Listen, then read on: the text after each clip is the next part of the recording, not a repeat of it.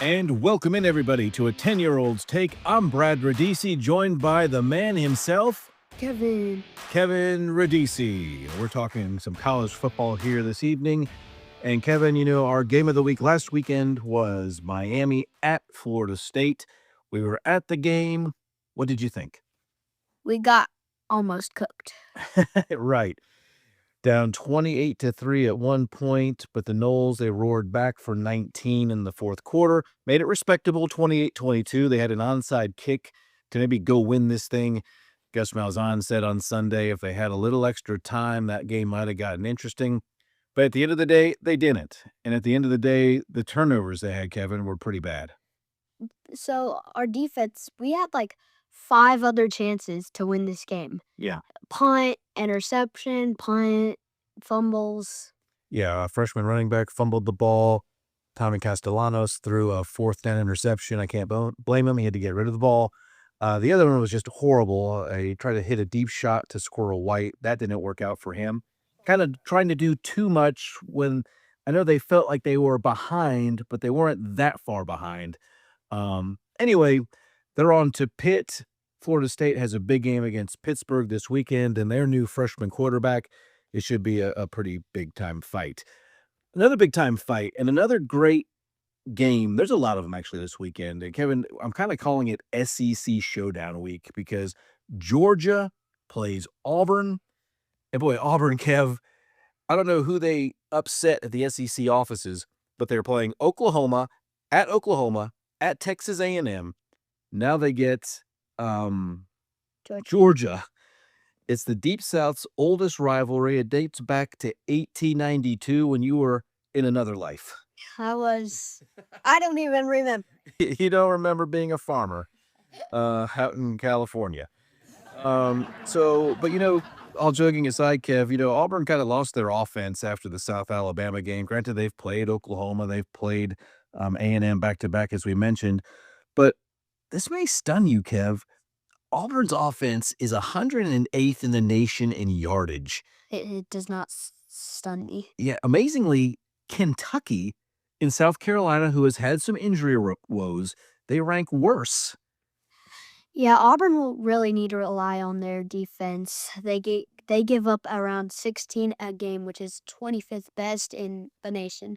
Yeah, they definitely can bring it defensively. And, Georgia's offense, it's not off the charts, 35th best in total yardage, but it just seems like it's always good enough. They showed up to play just good enough.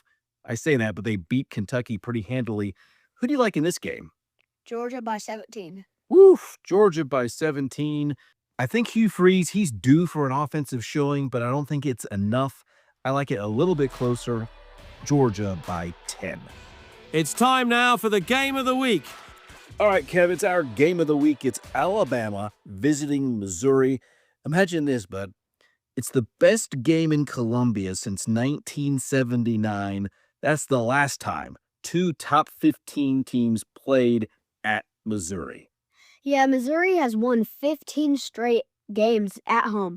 In all 3, this is their 6th straight win at home games. Yeah, they start the season, again, weird SEC scheduling with 6 straight home games. It's great for them. They're off to a hot start. Problem is, they're going to get paid back when they have to hit the road on the back end of the schedule. And Kevin, let me tell you why Missouri could win this game and why maybe they should win this game, but it's a little hard to tell. Number 1, rush defense. Number 2 in total defense, Missouri is. Number 4 in total offense. What does that mean to you? Well, the problem is they've played Central Arkansas, Kansas, Louisiana, South Carolina, and Massachusetts. Not the best teams. That's Massachusetts. I don't know how to pronounce it. Yeah, there's not a CHEW, Massachusetts, in there. But yeah, I guess the bottom line is, when you're telling me that is, they haven't played a whole heck of a lot. South Carolina, that was a tight game. But again, South Carolina was dealing with some stuff. So we'll see how Missouri plays.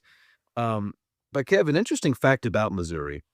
I was looking this up as we were at the bus stop. They're 6-10 the past 3 seasons against ranked teams. And I know you're going to say, well, Dad, that's a losing record.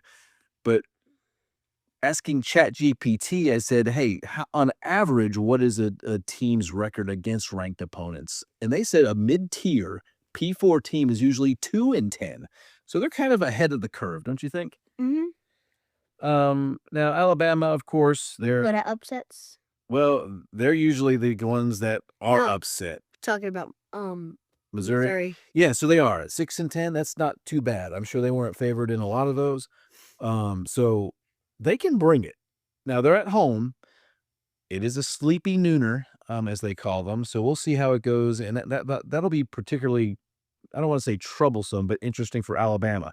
How do they play on the road? And I kind of hate giving these stats because you're talking about the Saban era, but they are 85-23 against ranked teams dating back to 2008, Nick Saban's first good season at Alabama. And they're battle tested. Am I right? I mean, they've played some teams. Yeah, they've played ranked FSU, Georgia, Vandy, and Ty Simpson. Has he found his groove? I think that question or the answer to that is yes. And Alabama seems to be getting stronger and stronger. Now, the start against Vandy wasn't the best. Just ask our good buddy Bert. He was stressing out. Man, Bert was stressing out at the tailgate when Bama went down to Vandy early. And we had to remind Bert, they play 4 quarters, right? He's like, oh, we only have 2 minutes out here. We're down like 14-something. We're cooked.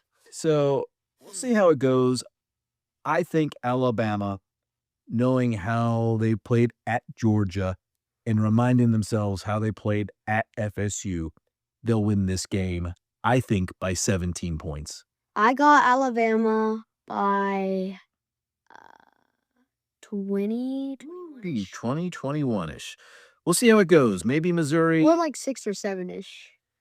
Maybe they're not paper tigers. Maybe those wonderful stats that they have carry through, but I'm not so sure about that. Hey, there are a couple other notable games, Kev. You know, Oklahoma plays Texas. Texas, of course, hot off a loss in Gainesville to Florida. Who could have saw that coming? I got Oklahoma. Oklahoma just keeps on winning despite missing their starting quarterback. Their defense maybe equal to Florida's. So we'll see how that game goes. I mean, is Oklahoma's backup quarterback better than Arch Manning? We'll have to wait and see in this game. I also think Texas is overrated. Yes, they are. Could you imagine they're not even ranked this week? I imagine that. They're not good. They're not good. Yeah, you're right. They were beat by Washington. So this other game reminds me of the college football playoff. It's Indiana at Oregon.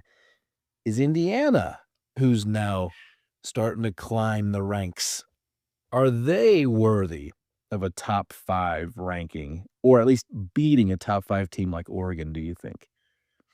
If Iron Man isn't worthy of the hammer, then Indiana isn't worthy of beating them. Folks, we are in the middle of a to Z watching of all the Marvel movies. I kind of forget that Kev was not even born when the Iron Man came out, so he is way behind the curve. So we've been powering through them. So that's kind of a good little Thor reference there. I like it.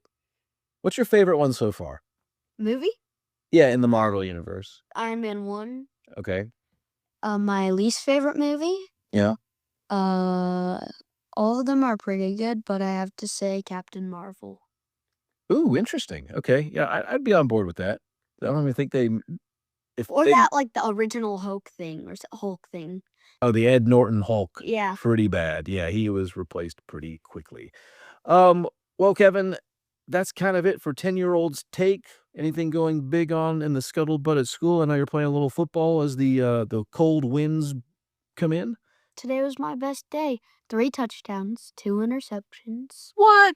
7 catches in total, not 1 drop, and 4 tags. Well, good deal. We also hit the road and took a look at Ryan's intramural team at Samford. They had They are cooked. They're a work in progress. Season's over, but Ryan My team's probably better than them.